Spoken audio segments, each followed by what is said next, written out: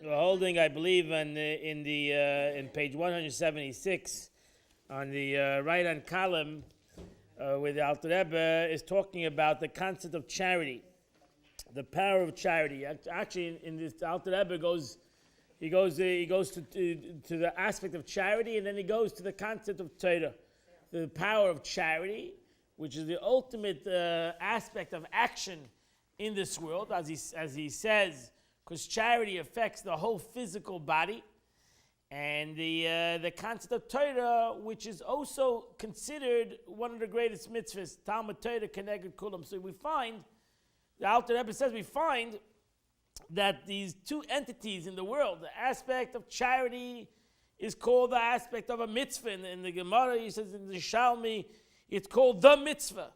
It's the mitzvah that saves from death. It's the mitzvah that will bring redemption. Yeah. Oh, relax. And then you have the concept of Torah. Torah, it says Talmud Torah Keneged Kulam. The learning of Torah is greater than everything. So how do you put the two things together? That you say that the most powerful mitzvah is the most powerful thing in the world is tzedakah. Tzedakah is the most powerful thing. And then you say Torah is the most powerful thing. So how do you put that together? So the Alter Rebbe says, actually I mentioned yesterday, the Alter Rebbe says in another place, he says that the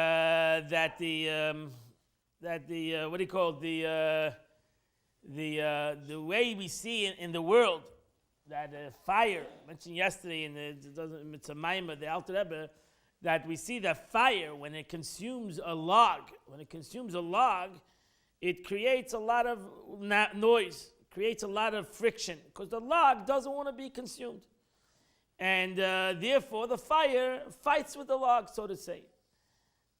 When it consumes a straw, it makes less of a noise. It's still of a noise. The ultimate level of fire consumption of something is oil, which is silent. In essence, the oil is bottled. The Eibishter created the oil to be bottled to the fire. Even though the oil is going to be consumed by the fire, you would think that the oil would create a fight, so to say, with the fire and not let the fire consume it. But we see that the oil is bottled to the fire. The Eibishter created, God in essence, created the oil that it should be giving to the fire even though it's going to be consumed. So, and it makes no noise, no friction, so to say. So noise is, I mentioned yesterday, noise is the concept of the friction between the fire and the object. We find the same thing in the Eibishter is also alekoi dvarei ke'esh. My Torah is like a fire. It's like a fire. It's a concept of a fire. And the Eibishter God sent down a fire to the world. And now we have two ways of consumption of the object. We have the concept of the way the Torah consumes the physical, where there's friction. Because the physical doesn't want to be consumed. The physical doesn't want to be bottled. The physical feels like it has its own identity. And why would it give itself up to something else? Why would it give itself away to something else? And therefore there's a friction. And therefore there's a conflict. And there's noise. And then you have something that comes from Malamayla, that it comes from above, that the bottom, the below has no friction, which that's seichel, that's chokhmah. Chokhmah is quiet. Wisdom is silent. You find an epiphany in a silence of your mind. And later you struggle with it, but the concept of wisdom is koyach maz, the brainstorm, so to say, as we learn in Chassidus, is that brainstorm. It comes in a silent moment of silence. Actually, friction from around you doesn't let you have wisdom. That's why great people of wisdom don't like to deal with other people because it's too much friction, and there's too much noise. And they cannot contemplate. They cannot understand things in a place of noise. A library is silent. Right? You go to a library, everybody's silent. Everybody's into their mind. You come to shul, it's very noisy. Shul, it's noisy. You have to keep on going. Shh. I don't know what makes no noise, the speaking or the shushking. But there's noise. Why? Because a person comes to shul, it's avodah shebelev. It's not an intellectual place. You're coming to pray. You're coming to to work on your lev, your heart, your emotions. And that's going to create friction. And there's going to be a noisy place. It's not going to be a quiet place. It's the Yetzer Hara, your animalistic soul. Really, the whole concept of tefillah is bittul, tafel. It comes out to that. The Chassidus says that prayer, the aspect of prayer in the Hebrew doesn't mean prayer. Tefillah means tafel, that you're coming secondary. You're coming to God and you say, I'm secondary. I need you. When I say I need you, I'm secondary. So I'm ready to give myself over to you. And you're going to be the one who's going to help me out. Now, most people don't want to give themselves over to anybody. Not to God, not to somebody else. They think they're their own people. Torah says that people say that it's my own power, my own success. What do you mean? I've been successful because I worked hard. I had success because of my efforts, not because of anybody else's efforts. So here you come to daven, and you're supposed to feel secondary. You daven to God, that God is the one who gives you success. That God is the one who blesses you with success. Now that takes bittul. That takes self-nullification. And that, in the physical world, that creates conflict. It's not so easy to break the self. And it creates a conflict. And therefore, we struggle. People are uncomfortable in shul. They want to leave the shul. They want to make it quicker, the davening. They want to talk at the davening. And they can't sit still for a minute. And because the neshama realized the greatness of the moment, because the neshama realizes that here he's going to do avodah in tachtonim, he's going to do the avodah in the physical world. And there's no greater avodah in the physical world than in the aspect of where your whole body is involved. You come into the shul, let's say a shul, your whole body is involved, and you're supposed to pray with fervor and with excitement and with delight. And it's not so delightful. The body says, I know what you're talking about. This is not delightful. This is painful. It's going on for too long. And I'd rather be in bed. So it's Shabbos. Shabbos, Menucha. What is this taking 3 hours? Let's go. Let's get this over. Let's eat the chont and let's go take a nap. And that's it. That's it. But the Neshama says, this is what I don't want. This is the beauty of the day. This is the true beauty of the day. So that's the struggle. And it's a positive struggle. Because as the Alter Rebbe says, that's why tzedakah is also a struggle. Tzedakah, to give charity, that it hurts, is also a struggle. Not to, in essence, to give a person gives tzedakah in a way that it kolatz meisa, that he gives chaya nafshay. He gives that he could have enjoyed his own body. I'm going to give it something that I could have enjoyment of my body. I could have gone bought myself something, whether it's food, whether it's enjoyment, whether it's a present. I could have acquired this for myself, and I'm going to give it to somebody else. That creates a lot of friction in a human being. How much do I have to give? What do you mean? How much I'm lacking of myself? I've got to take care of myself. I have to make sure that I have myself.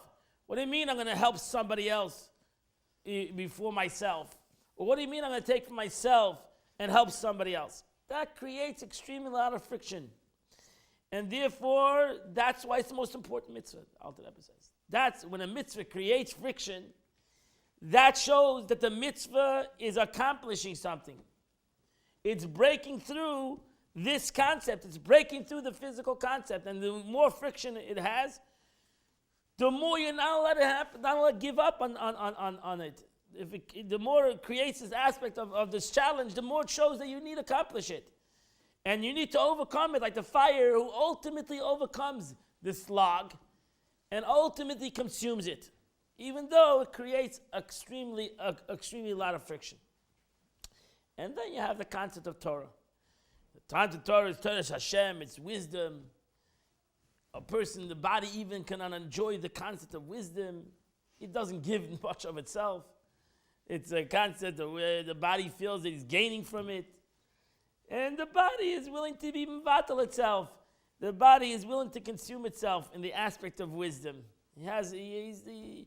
He's willing to do it. The body is much more willing to do it in that way.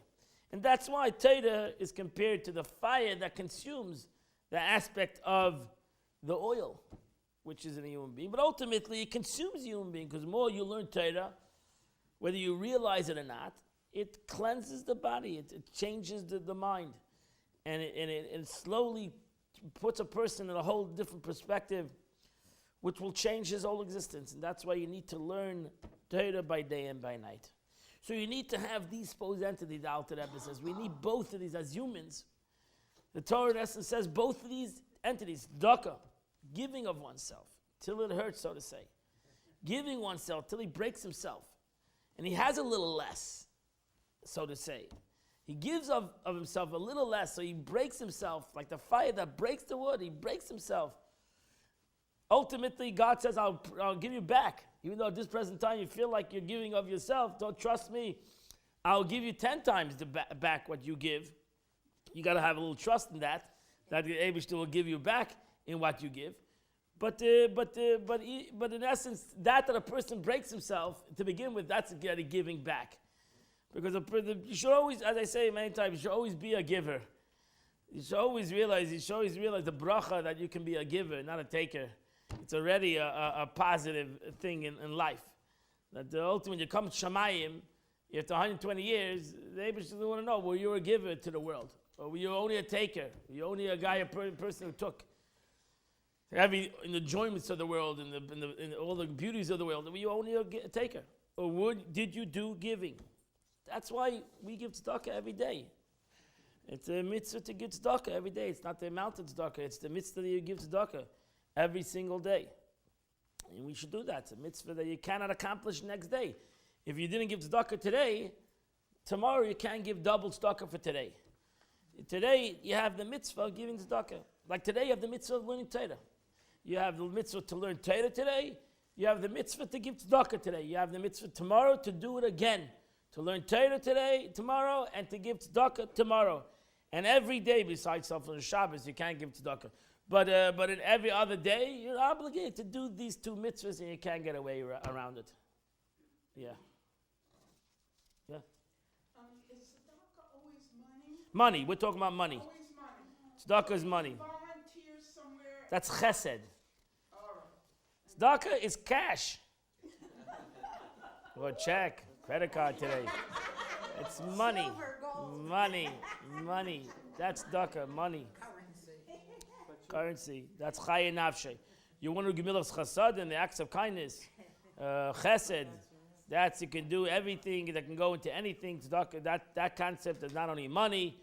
You can go and help in a hospital, and you can do wonderful things, acts of kindness. Tzedakah is usually money. You have to give a tenth. You're obligated to give meiser. You're obligated to give al pi halacha a tenth of your money, even if you're a poor man. Even if you're a poor man that goes, the Shulchan Aruch says, that goes and knocks on the doors to collect money, you're obligated to give a tenth of that money to tzedakah. You're obligated to give a tenth of that money to charity. That's the mitzvah of tzedakah.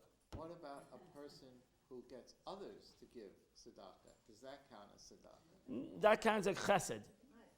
Because you're getting others to give chesed. But you have to, if you get others to give chesed, does not take away your obligation. You can't say, oh, that guy gave $100, I'm counting it as my $100. No, it doesn't work that way. That's the Mishnah says, others should give and I don't have to give. That's a rasha. That's evil. That tell other people to give and not I don't have to give is evil. So it doesn't help you. You should try to get other people to give. That's the ultimate that I'm going to give and I want others to give. And that's the beauty of tzedakah. That's a chassid. Yitnu v'yitna chayrim. I want to even I say I give and you don't give. That's also midas doim. That's not a right way. They say I give and you don't have to give. I'll take care of everything. No, the aspect of tzedakah is an obligation. Everybody, we all should give. We all should be bali tzedakah to every person to their capability. Nobody should look at somebody else. What you give, what I give, not important. Every person is different. Every person has their value, how much they can give. And that's their obligation. It's none of anybody's business what somebody else gives or doesn't give. The main important thing is everybody should give tzedakah. Everybody should give charity. And it's important, as the Alter Rebbe says, it's important to the purpose of the world. Because tzedakah is the mitzvah, and that's why the Talmud says, tzedakah is the mitzvah. It is the mitzvah. If you understand what a mitzvah is, if you comprehend what a mitzvah is to change the physical world. That is the example of a mitzvah, the mitzvah. The mitzvah that's going to change the world is the mitzvah of tzedakah. Even though that it also comprises there's another 630 commandments. But the mitzvah, if you understand this mitzvah, you'll understand every other mitzvah. Because every mitzvah, what's a mitzvah in the Torah? What's the concept of mitzvah? Whether it's a positive mitzvah or a negative mitzvah, is the concept of where you bring godliness in the world, or the way you don't give impurity power to the world. So it's all the concept of godliness in the world. So if I do a positive mitzvah, I create a vessel in the physical world for the presence of God to come in the world. And if I don't do a sin, I don't give power to impurity in the world. So if I don't do an Aveda, I don't do a sin, if I do a sin, God forbid, what did I do? I gave the power of impurity to be in the world. And I can sometimes give the power of the 3 levels of a tumah, total impurity. We know there's clip in the Chassidus and Kabbalah, there's klippas noeged, there's a shell that shines, and there's a concept of shalosh klippas tmeyes. There's 3 levels of impurity that cannot be elevated. And if I do an Aveda in this level, I cannot elevate it. So I eat chas shalom, non-kosher, God forbid. I brought impurity into the world, whether I see it or not. Just like I do a mitzvah, I bring godliness into the world, whether I see it or not. So too, when I do chas shalom, a sin, I bring impurity into the world, whether I see it or not. And now we have it. Now you're given power to impurity in the world, and that's why the Zohar says this world is full of harshness and negativity, because we give power to negativity through our negative actions in this world. We give power to negativity, to impurity in the world, which creates a harsh, impure, dark existence in the world. And that's why we need to do mitzvahs, good deeds, acts of kindness, and good deeds and mitzvahs in general. We bring light to the world, and that's the way we're going to change the world. Because you cannot change everybody that's doing bad. My point is, there's more good. That the aspect of good is the more a little chases away a lot of darkness. So one mitzvah can chase away a lot of one's darkness. So that's why tzedakah tatzal lemavis. Think about the expression of the Gemara. The Gemara says tzedakah tatzal. I mean, a person, God forbid, a person was decreed upon him death. Why? Because he brought upon himself unbelievable levels of impurity to himself. He brought upon himself death. He gives a tzedakah. It pushes away that concept. One act of tzedakah can push away an aspect of death in the world. It's insane. So you don't get death, chas shalom, one aveda. I mean, you accumulated sins upon sins upon sins. And then you give a tzedakah in the way, again, that you chaya nafshe, that you feel the act of giving. You chase away the concept of death from the world. So it's a very powerful thing in itself, and we shouldn't diminish its value in the aspect of the creation of the world, the purpose of the world, the purpose of godliness. So that's what the Alter Rebbe is saying. It's a beautiful concept, and then the Alter Rebbe goes into the aspect of Torah, because again, we're trying to transform the world. Either we transform the world through the physical, we break the physical, or we transform the world through elevating, through refining myself, which automatically the physical elevates itself. So if I become more knowledgeable I become more refined. I think different. That's automatically gonna bring upon myself that I'm gonna act different. I'm not gonna have to fight with myself, because by learning, by refining the seichel, by refining the mind, automatically the body will follow. So the body will become more refined automatically by the mind. Because they, as Alter Rebbe right in the beginning of Tanya, that God created the human being, that Me'ach Shalat Alev, that his mind ruled over his heart. Why can't he control his heart? Because his mind is not refined. His brain is not refined. His wisdom is not refined. And if we can refine our wisdom through learning Torah, then automatically the body will follow. The emotions will follow the mind. That's the way God created it. So it's going to have to happen. It happens naturally. It happens without a war. It happens naturally. It's a natural transformation. So it's like the example I gave you with the fire and the oil. The oil naturally it gives itself over. It doesn't fight the fire. The oil understands the greatness of the fire, even though the oil will lose itself in the fire. The oil will be consumed by the fire. But the oil comprehends the greatness of the fire and is not in a fight with it. He gives himself over to it. Understand the analogy? It's a beautiful analogy. At least to me, it's a beautiful analogy. I don't know.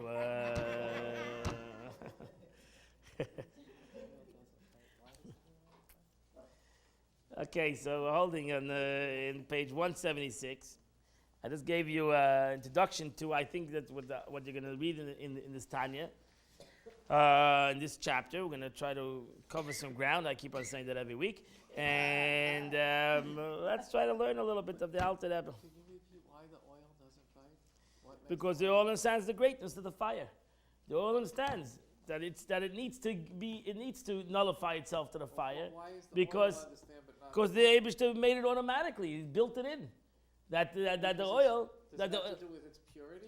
Because I mean, Chassidus, Shemin is the soul. I mean, I can give you all Kabbalistic concepts, but in a physical way. Oil gives itself over the fire. The Gemara says a story that once a Tana asked his daughter to go. It was late on Shabbos, late on Friday. I mean, he asked his daughter to go and buy some oil. Run it out before the market closes. Run and buy some oil. We need like Shabbos candles. We don't have any oil. So the girl ran out. She came running home. It was mamish, almost lichbenchen. And she fills up and she realized she bought water. Oh, no. And she didn't buy oil. So she turned to her father. She was totally broke. She says, I didn't buy oil. I bought water. So the Tana said, the one who says oil can burn is the same one that can say the water can burn. No, that was a different story. So he said, don't worry.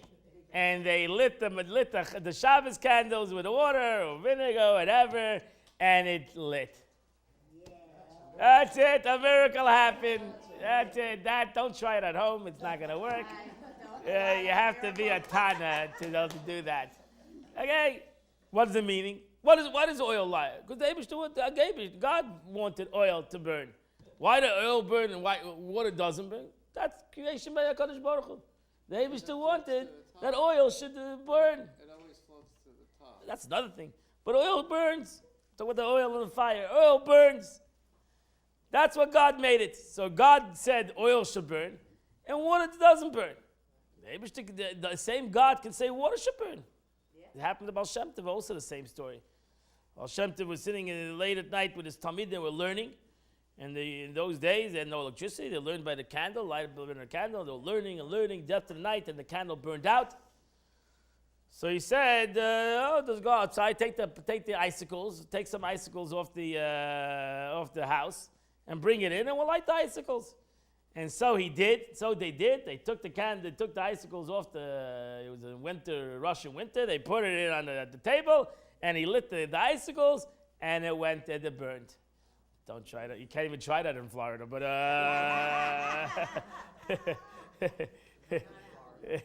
don't know if it's going to happen for you. So, you know what I mean? That's tzaddikim.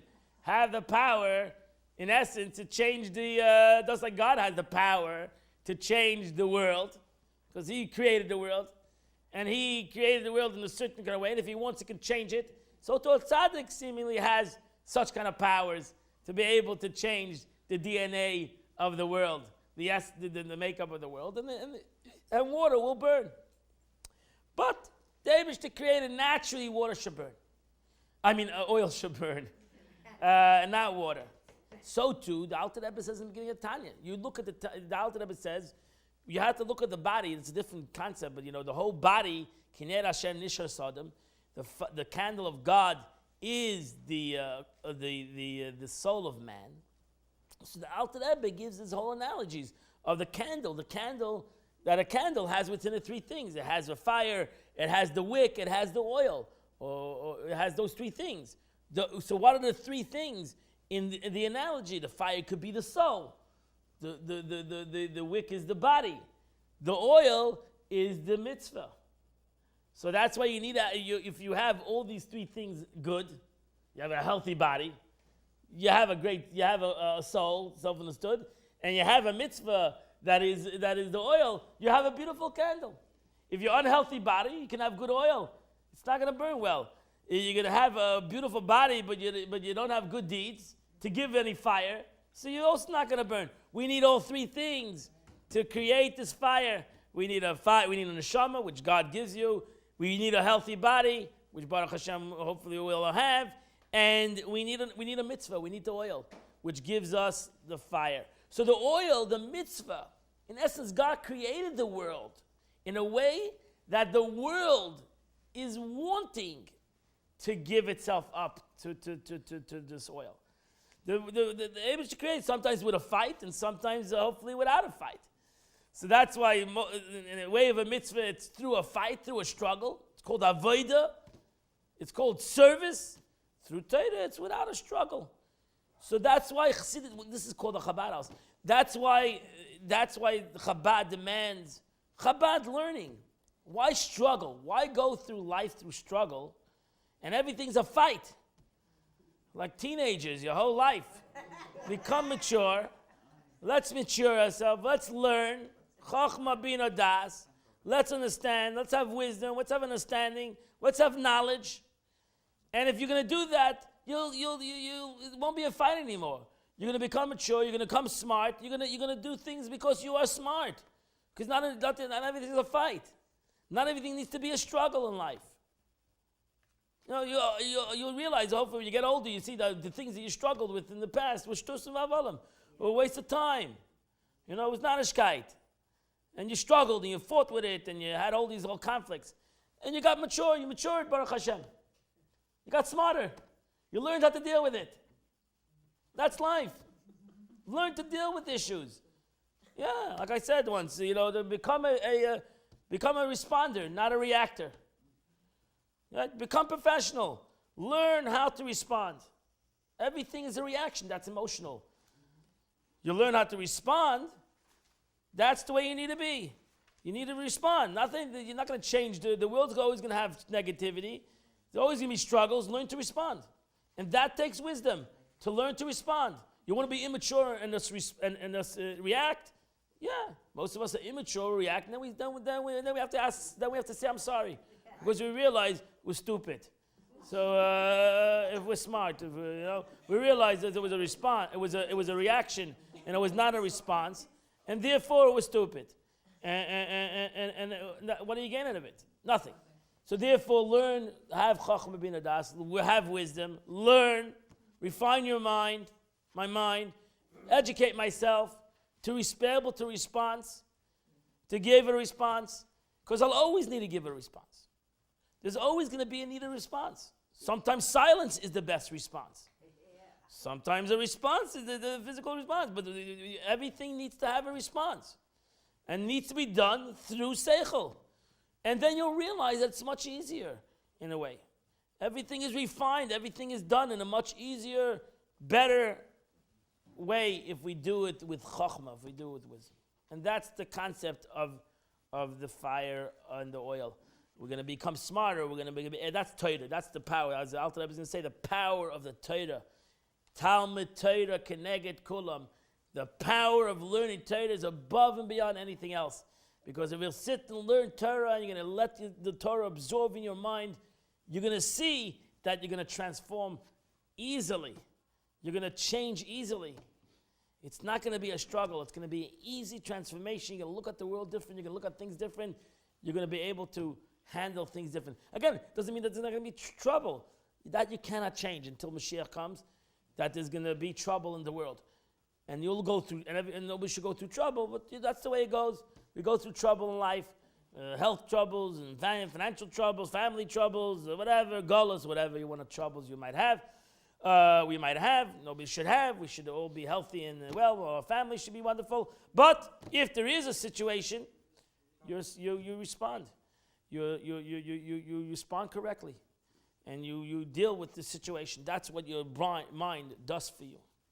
Has the power to do for you.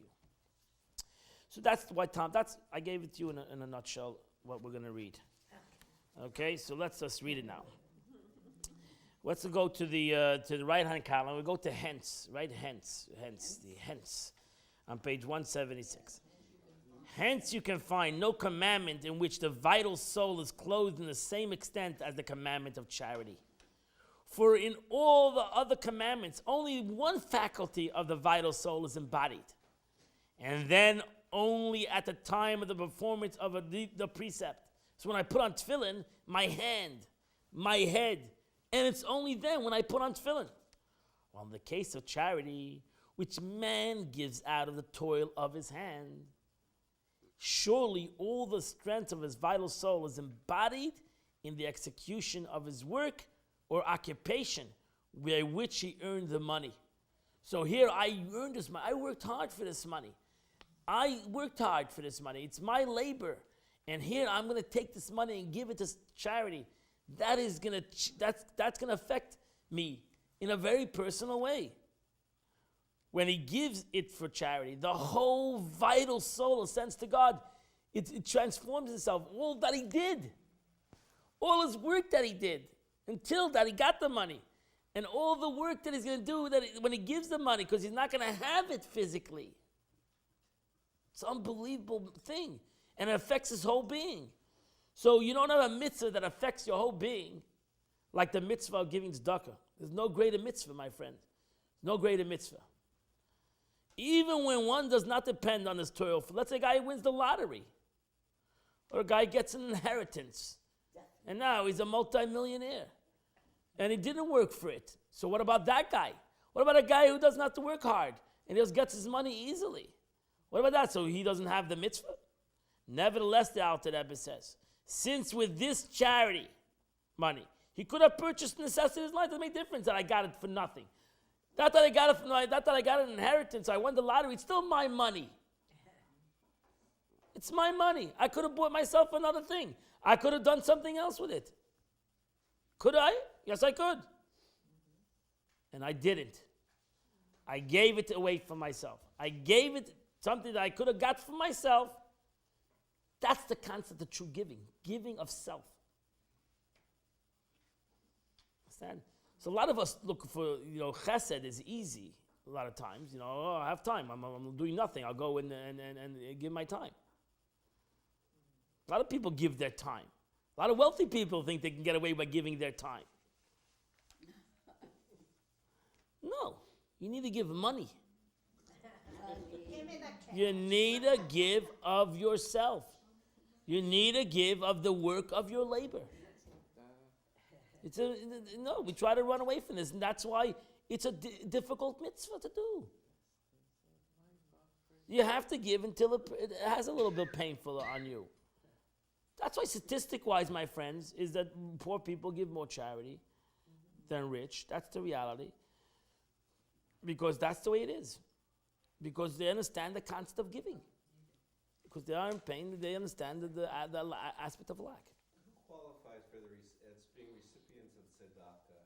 Like if you're helping your children out, or if you're helping the shul out. There's laws. There's laws. You can today everything is printed. You have art school laws, tzedakah. You can read the book. It'll tell you exactly the laws.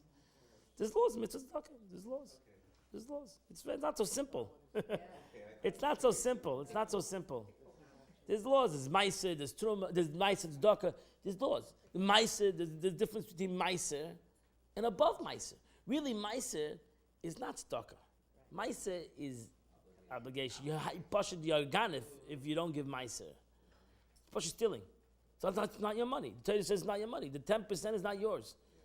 And I'm pushing giving you a schus to give it to the tzedakah, giving you the merit to give it to, but it's not yours. If you're keeping it, I'm going to take. The Eibush says, "Ma'is, I'm going to take it away." You're not going to have it. Oh. Give that to Bob, that's the tzedakah. Maybe if you give to someone who passed away to a medical organization, Parkinson's disease. Yeah, 100%. That's tzedakah. That is tzedakah. 100%.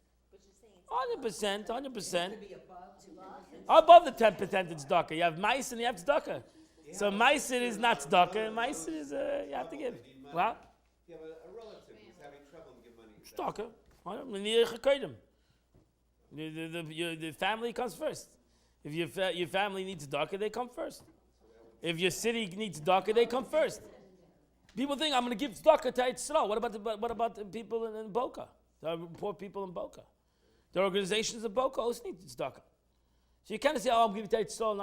I'm living in Boca." Api Halacha, you're living in Boca. You have to support it. If you have more money, you give to Yisrael. You need to support the people of your city. Yisrael might have another thing because it's whatever. There's another level in the aspect of supporting Yisrael. The Alter Rebbe writes later, he told his Chassidim, "I don't care how much you're suffering, you got to give money to Yisrael to support Ani Kodesh," and that's later in Tanya. You can benefit from it though too, can't you? Like if your shul is raising money for a building fund and you give money for the building fund, you'll benefit by having in a nicer shul or room. Where did it say you can't benefit? Where did it say you can't benefit? Yeah, you can benefit. You can benefit. You can buy svarim. That's stuck. You're gonna benefit.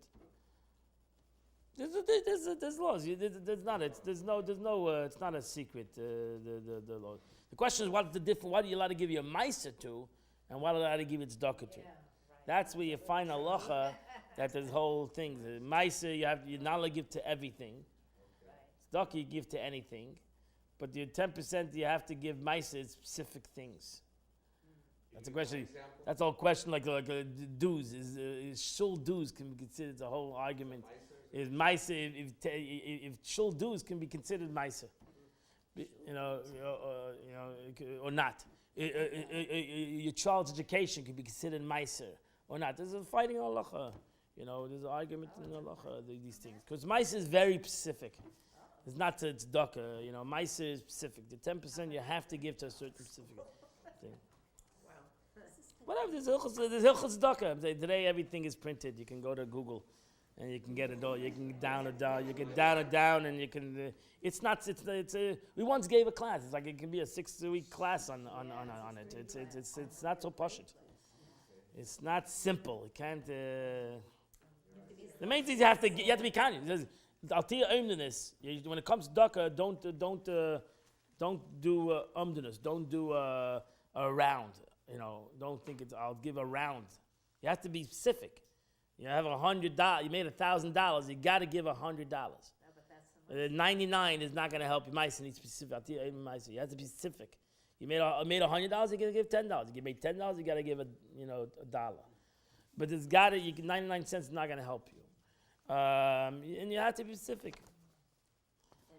It's fascinating. Halachos. There's a beautiful book Arthur gave out called Tzedakah. You can read it. You can buy it. I have it in my house. It's a great book. I'll give you all the ramifications and the arguments in Jewish law. So you say, I never heard this before. Yeah. But the 10% was considered tzedakah. No, that's meiser. So you're saying it's above that? Above 10%. Is there percentages above Tithing. that? Is there percentages above that? No, that you can give as much as you want. 20%. That's some people give 20%.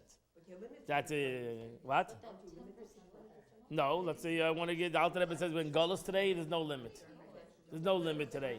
When you're sick, you don't have a limit. When we're spiritually sick, we don't have a limit.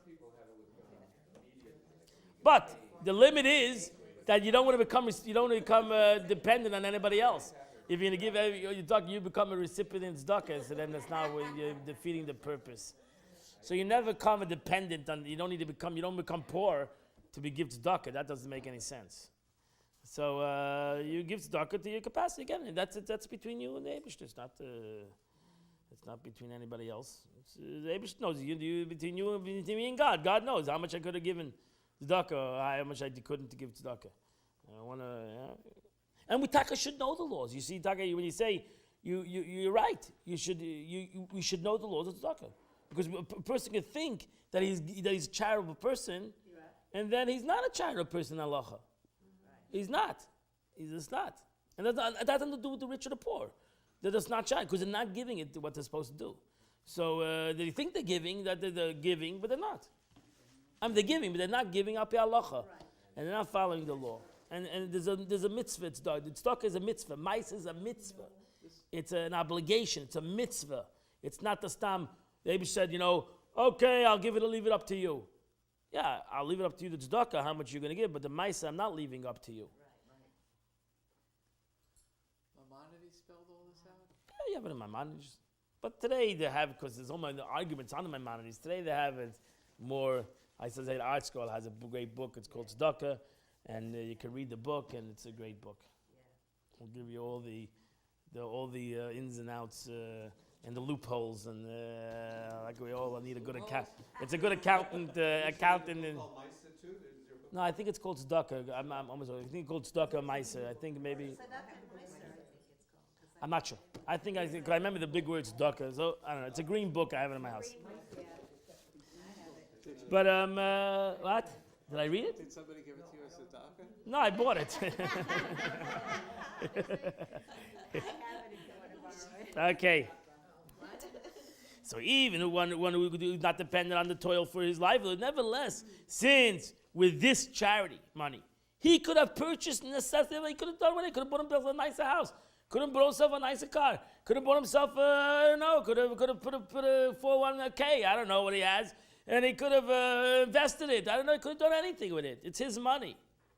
For his vivifying soul, for his nefesh achiyunis. Hence, he gives his soul's life to God.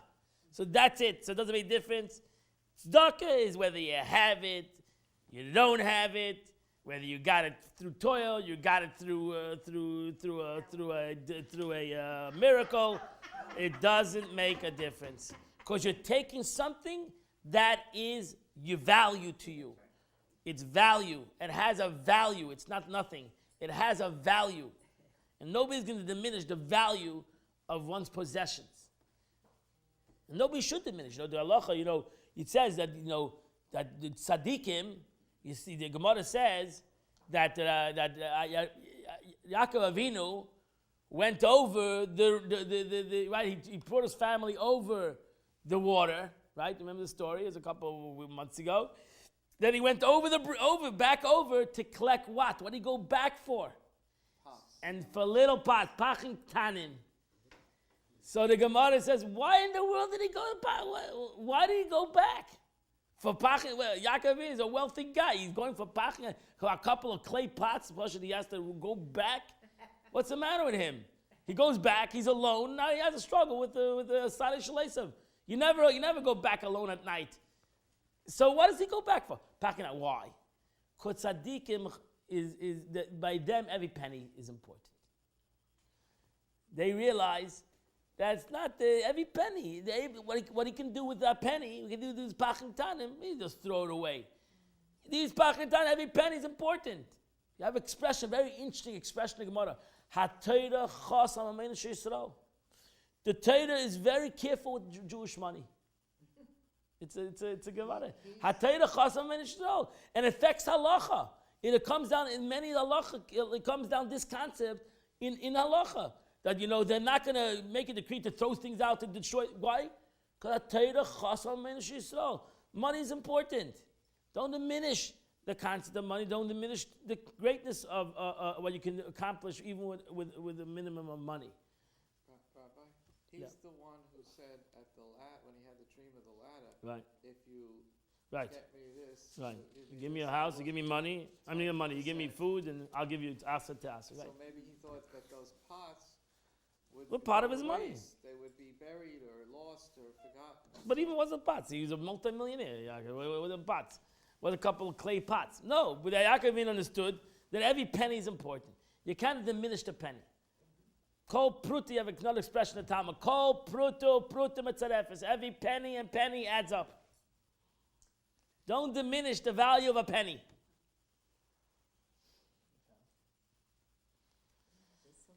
So a person can say, you know what, I'm going to steal less than a penny. I'll steal less than a penny. You know, I'm not a ganef.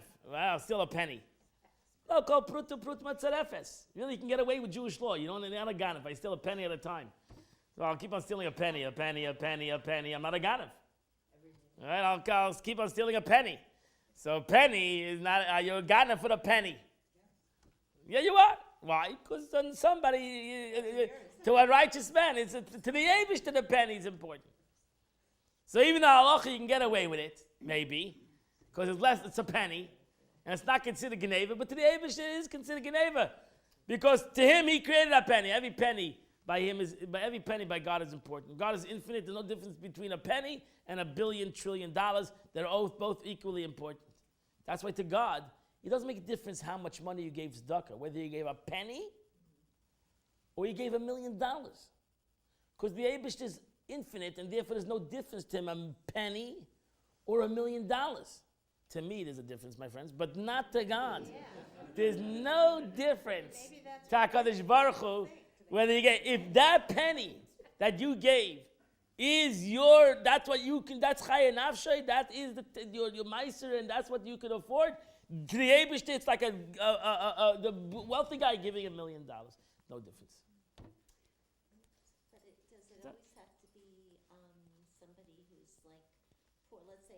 You're making a dinner for, friends and stuff like that. No, that's not tzedakah. No, that's not tzedakah. That's chesed, you mean? Hey, chesed, that's not tzedakah. It has to be just No, a poor person. it has to be a poor person. No, when a person needs money. Person who needs We got a call out of Pesach from somebody. It's a funny call. You're like Chabad. We get the, if I would advertise the calls I get here, good comedy hour. But we got a call out of Pesach, and the lady calls and says, "Oh, Chabad, we heard you help us for the Seder. I have invited 20 people. Can you just deliver the chicken?" The lady leaves a message like, "Okay, I'm sure you can deliver. This is my address. I've invited a bunch of people. I hope that you can and make sure the chicken is roasted, and we need some potatoes on the side." It was like the most craziest phone call we got. But he came into the Ran, Adam Yotiv, he left a message. Did you give her the chicken? What? 20 roasted chicken, and she wanted to do potatoes on the side, and she invited guests. The Chabad, we know Chabad is gonna give us. So what? It's a new service. You invite the guest, and Chabad will deliver the food. I never knew that, but it seems like it's a new service. Do it on the app. Did you call her back? I didn't call her back. But it's like, you're going to invite 20 people and I'm going to pay for it. Very nice of you, Paul Stucker. Therefore, rabbis of blessed memory said that each charity brings the redemption nearer. That's why tzedakah brings the goal of redemption. For with one act of charity, look at this, with one act of charity, a person elevates a great part of his VFI. Because with one act, we're talking about charity. When a person gives of himself, he gives of Chaya Nafshay, and he gives it away, he in essence elevates his whole being. So there's nothing greater to elevate your whole being. And that's the whole purpose of creation. So you've done a true concept of the purpose of creation in every aspect of the world, which you couldn't do it in any other way. Of whose powers and faculties he cannot elevate in the same measure by performing several other activities. You cannot do it.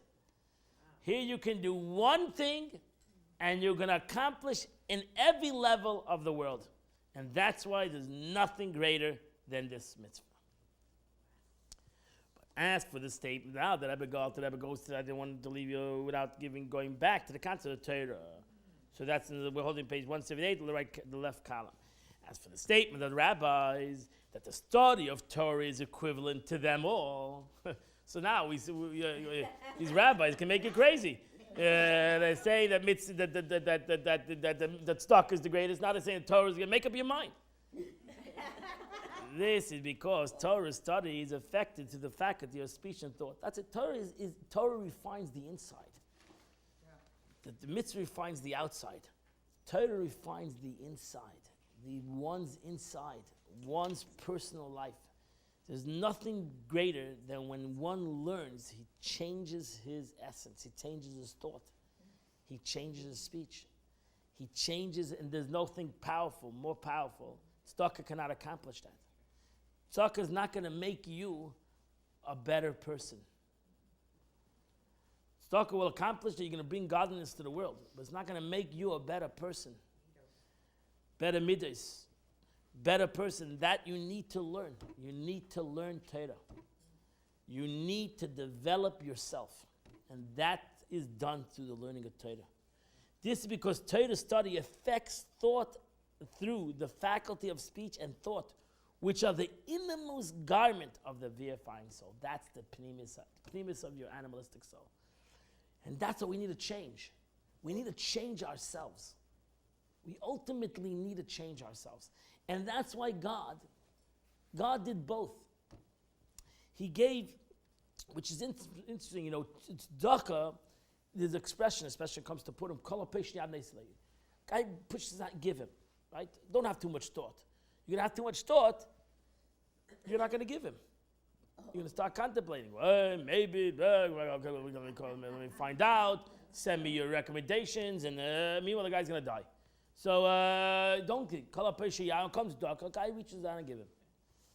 Right? You don't tzedakah, think about it a second. Tzedakah is the greatest mitzvah, and there's no bracha on tzedakah. There's no blessing on tzedakah. There's a blessing on Torah. There's not a blessing on tzedakah. Why? Because tzedakah needs to be done right away. Even a blessing is too long. You need to do it ASAP. You need to not even wait to say a bracha. Not even think. Comes to my son, tzedakah, give. Be a giver. The second guy said, I got to wash my hands first. I got to go to the mikveh. I had to put my gaitel on. I had to meditate. I can't stay a bracha without meditation. I need to have some meditation. I need to understand the bracha. I need to say it right. Meanwhile, the guy needs the money. So I won't breathe until I understand the concept. Right, bracha, therefore there's no bracha. The biggest mitzvah has no bracha. No blessing. No blessing needed. Right? No, Tzedakah, no bracha. The person comes and asks for tzedakah, I'm going to do now the biggest mitzvah. Every other mitzvah Torah, I have a bracha. Here I have no bracha. I just give the tzedakah. Finished. And I accomplished an unbelievable thing. When it comes to Torah needs to have kavanah. That's why there is a bracha. Bracha is a concept of kavanah. Torah, I shouldn't just learn Torah like reading a book. That goes in one ear. It says, some things, I think the Chavetz Chaim said that, why people that listen to hear unbelievable teachings and it doesn't affect them because it goes in one ear, it goes straight out the other ear. And it's a beautiful concept. It flows right over their head, or flows through the ears, and it goes right out. No, Torah, and the person needs to thrive in the learning Torah. He needs to harv in the learning Torah.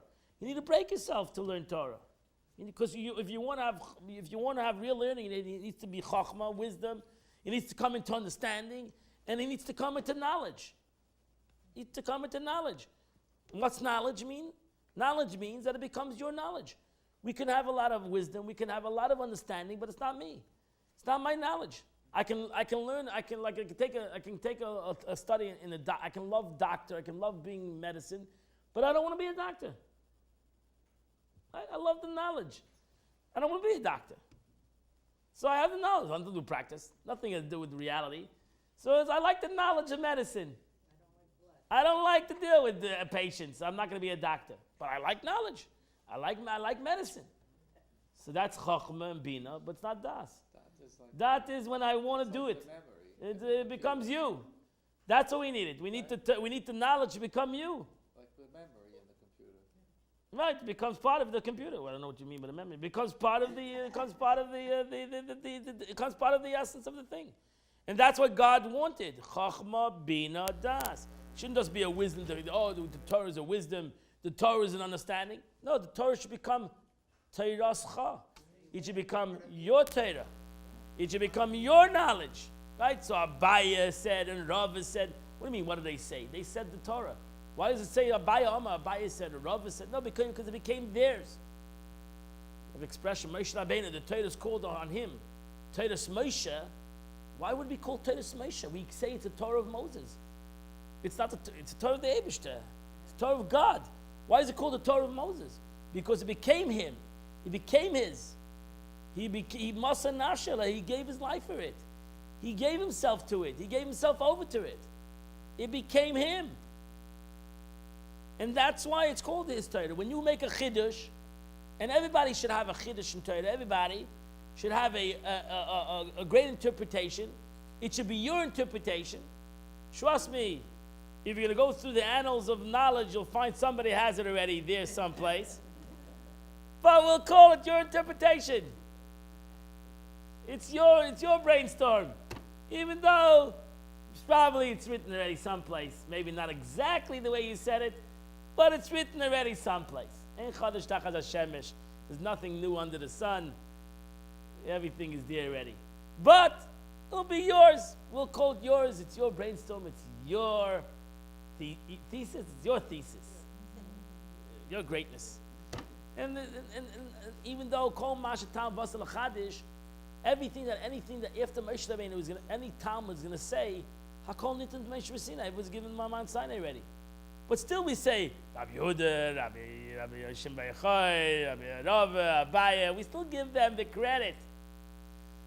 Because maybe Moshe Rabbeinu brought it down, but it was not revealed. It was revealed through them. So it was there, Behelim, it was there in a hidden way, and they revealed it. So too, anybody of us around the table, if we would harvest, we'd learn Torah, and we'd thrive in it, and we'd break ourselves to it, we'll come up with great interpretations too. And you should do that. Torah is given to everybody. It's not an exclusive club.